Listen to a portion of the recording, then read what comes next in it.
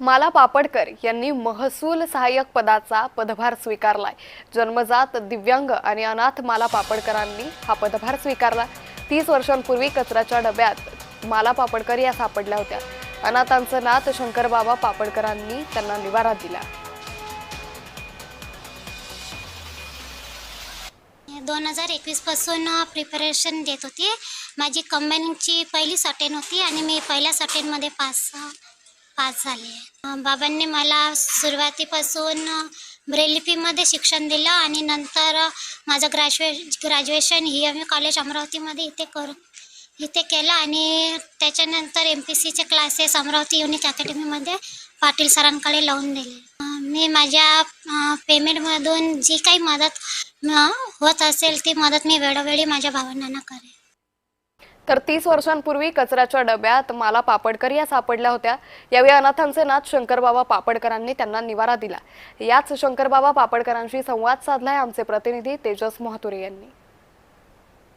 मालाच्या जीवनाच्या अर्थाने काळाने प्रकाश आणला असे आपल्यासोबत बाबा आहेत। एका अर्थाने जर बघितलं असेल तर अशा अनाथांचे जर कोणी बाबा असतील तर ते शंकरराव बाबा आहेत आपल्यासोबत। आपण थेट त्यांच्याशी बातचीत करूया। बाबा जर बघितलं असेल तर आनंद आहे, आनंदाचे अश्रू आहे आणि अशा वेळी माला सारखी जी मुलगी आहे ती एका अर्थाने शासकीय रुजू झालेली आहे। कसं बघताय याकडे आपण?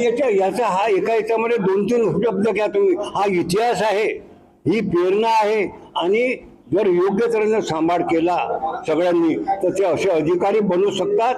हा मेसेज आहे इथे। ही छोटी घटना झाली नाही नागपूरची, ही नागपूरची घटना छोटी झाली नाही। जशी संघाची आहे इथे स्थापना बाबासाहेब आंबेडकरचं आहे तसं विकलांगाचं पुनर्वसन होऊ शकते।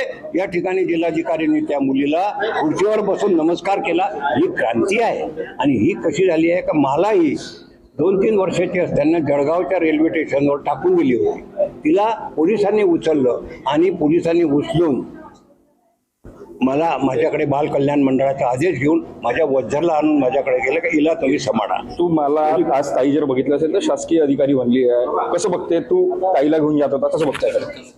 हात धरून घेऊन जात होतो अजून तिच्या क्लासमध्ये बसलो।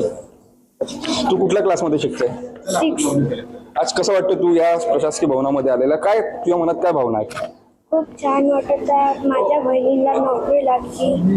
मला स्वतः की अनाथांचे जे नाथ आहेत एका अर्थाने जे पापडकर बाबा आहेत त्यांनी अनेकांना जे एका अर्थाने आसरा दिले। आज जर बघितलं असेल तर माला नावाची जे विद्यार्थिनी आहे, अपंग विद्यार्थिनी, तिला जे प्रशासकीय व्यवस्थेत जी आहे ती अधिकारी बनून खुर्चीवर बसलेली आहे। तेजस मोहतुरे, जय महाराष्ट्र, नागपूर।